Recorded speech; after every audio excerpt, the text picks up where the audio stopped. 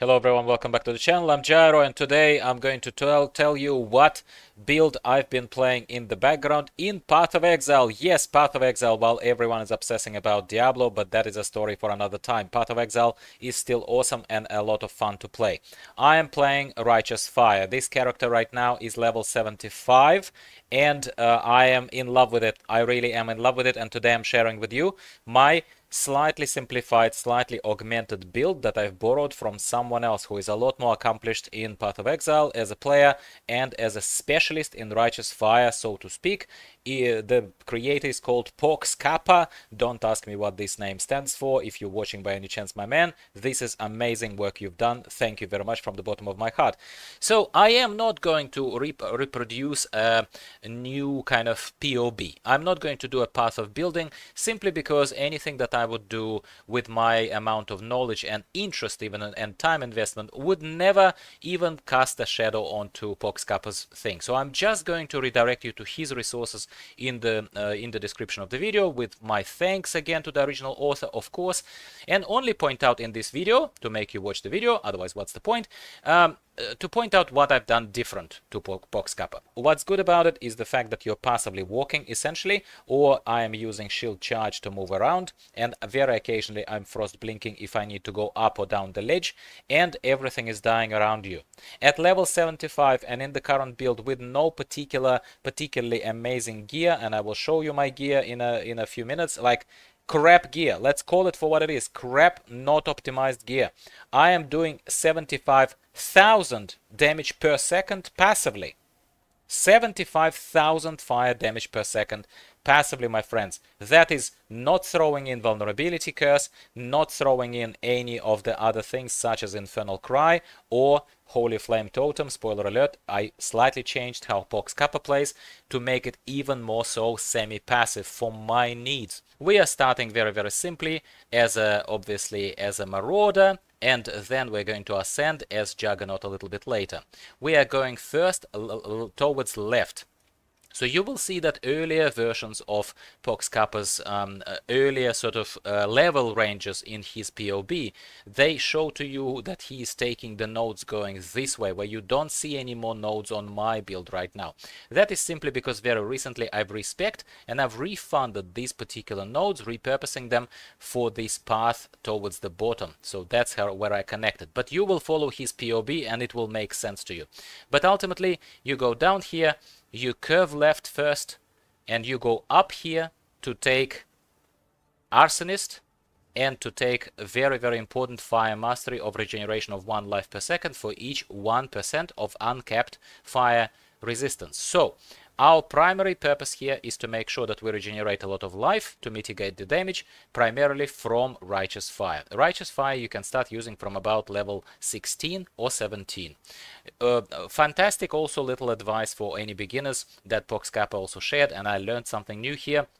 If you use a simple, if you buy from Nessa in the very first town, if you buy simple iron ring, and then you sell it to any vendor, iron ring plus any red gem, it would give you a ring with fire resistance on it. It would give you, so I'm already using some other rings, but it would give you a ring with fire resistance on it, and that is what you would need to start doing. Except even if you do it at level like 2, it will still give you a ring for level 16, which is why Righteous Fire roughly when you start using it will be about 16, 17. Okay, now I'm not going to take you through the rest of this kind of path because it is pretty similar to Pohx Kappa's, except my priority and what I've taken and what I haven't taken has been a little bit different to what he's talking about.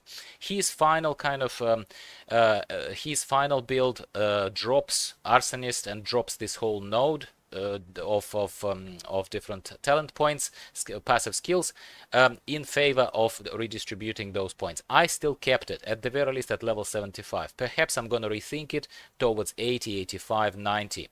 Up here I've done exactly the same thing as what he has done. You will see in his POB that is all fine. Checks out well. It checks out well. then my intention is, so over here we extended towards the far right corner and the top of the passive skill tree.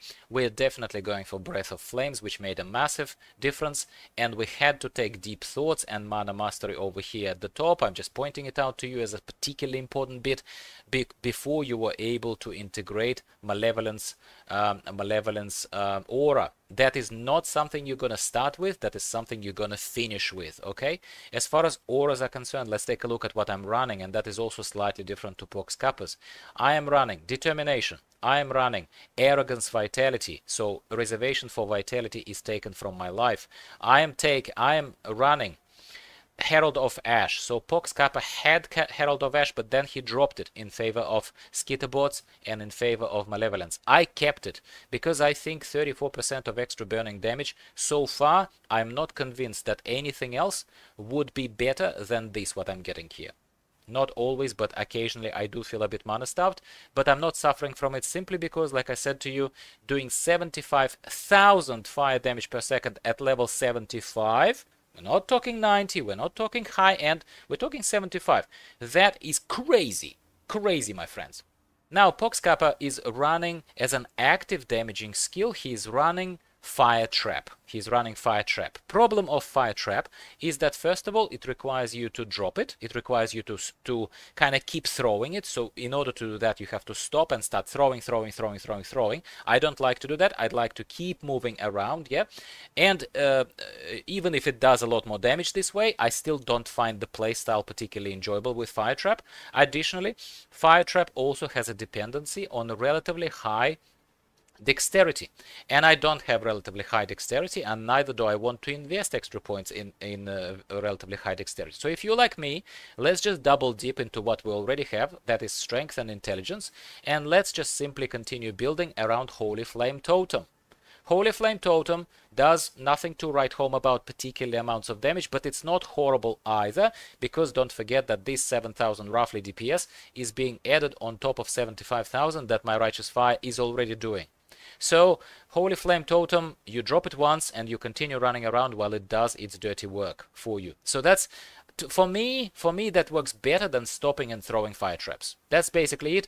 Please let me know if you disagree with this, convince me, otherwise you're most welcome to, and I genuinely encourage you to let me know. What else? Vulnerability of the enemies that have fire resistance is achieved through throwing Flammability Curse.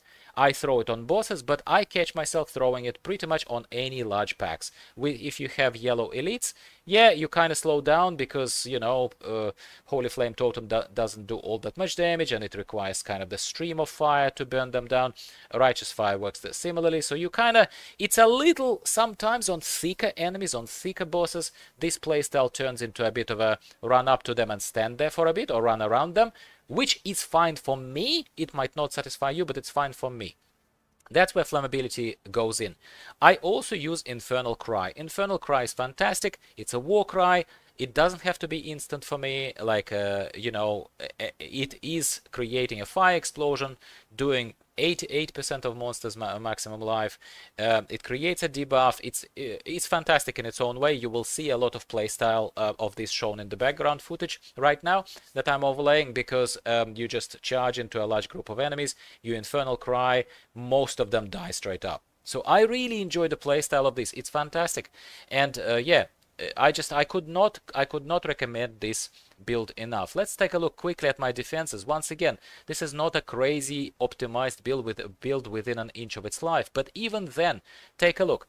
Without even any of my Ascendancy based frenzy charges and any other endurance charges on me right now, because I'm just standing while I'm recording this, you can see that even passively my physical damage reduction is 75% in crap gear. Let's remember that it's crap gear. I have over 1,000, well over 1,000 life generation per second. Per second! That is with 3.4 thousand of free life out of close to 4,000 of total life. That is a lot. I would say that's a lot. I never have a problem with that, unless it's a massive explosion and I can't do anything. So yes, you may die to massive explosions, basically, before you ask me. And then you can see very clearly that yes, chaos resistance sucks, which is why this is not an optimized build for every imaginable boss out there.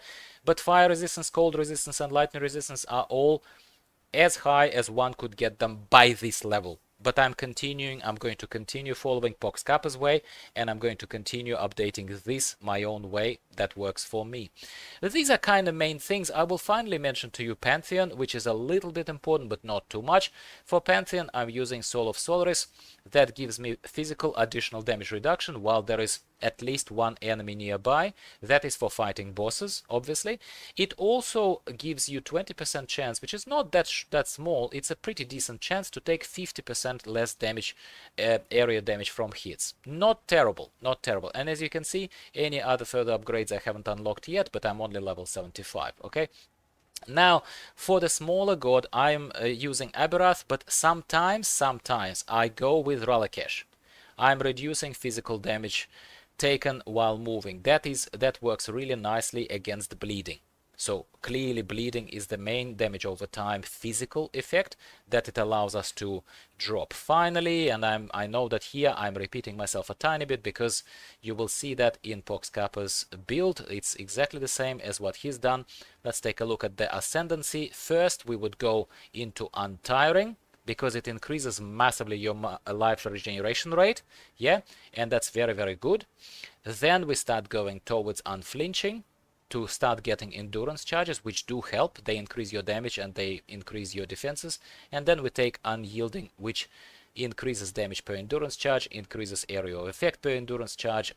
Need I say more? I have not yet decided where I would go with the final labyrinth, but we will probably revisit if you really want to, or once again, I've advertised it enough. You can take a look at my man Kappa's build, because he deserves every credit here. It's fantastic what he has done there with this amazing build of the Juggernaut. I hope you've enjoyed this little check-in from me. I have restarted playing Path of Exile simply because, I'll be honest, I have gotten bored of Diablo 4 a little bit, but I am obviously keeping my eye very closely on the new season starting in Diablo 4. Surely season 1 of Diablo 4 is going to make our lives a little bit more fun, and then you can expect another update from me over there. At the same time, I'm absolutely expecting something massive to be announced at the Exile Con that's happening at the end of July, and then, well, it's safe to assume that it's either Path of Exile 2 coming, which is going to be crazy. We're going to have like a live stream dedicated to that, or there is going to be a new season of Path of Exile coming, which would be 3.22. Unless something drastically changes for Righteous Fire, I am going to follow exactly the same Righteous Fire build in Path of Exile next league, 3.22. I hope it helped you decide what to play at the end of this league. Maybe you have skipped from Path of Exile. Maybe now is the time to jump in and have a little bit of fun. And maybe you've just discovered this video a little bit later, and right now the next league is already rolling and you're looking for league status. Well, my friend, this is going to be such a solid league starter, it's not even funny. Thanks for watching. Give the video a like to tell me specifically if you're one of those few handful of people who still play Path of Exile and check out my videos on Path of Exile. It is important to me to know if I should bother creating more videos or just play it for my own pleasure in the background. And goodbye for now. I'll be speaking with you about something else again soon.